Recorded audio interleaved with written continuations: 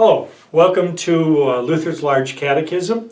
This is the 9th lesson, the highest estate. It's on pages 29 through 32 in your manual.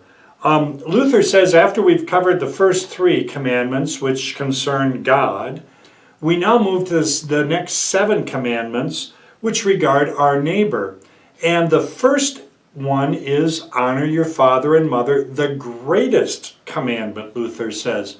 And there's several things that he points to show why this is the greatest commandment. But right away I want to get to the big idea.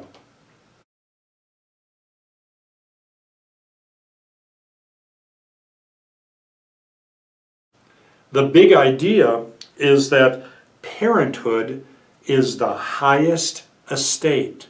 Now, when we think of estates, think of callings in life, offices, positions in life, all right? You have your employer, employee, you've got judges, you've got kings, you've got priests, children, servants, but parents also, one of those classes, one of those offices, one of those duties that people carry out. And Luther says this is the highest calling, the highest estate on earth. And one of the things he proves, he uses to prove it, is that we are asked to love our neighbor, but we are asked and commanded by God to honor our father and mother, and to show them modesty, humility, and deference. He calls parenthood a hidden majesty. He certainly has a realistic view of parenthood, because he says we should honor our parents no matter how poor, frail, or strange they may be, because they have this hidden majesty. Though you cannot see it on the outside, they are God's representative to you as their children. And so they are to be accorded this triple honor, not because of what they do, but because of who God has made them. They serve in God's place. They are God's authority over their children, because that is God's will.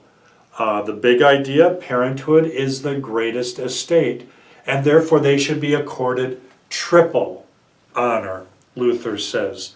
The honor of considering them the most precious treasure we have on earth. Mother and father who care for us, who provide for us. Without them, we would have died 1,000 deaths before we were old enough to take care of ourselves.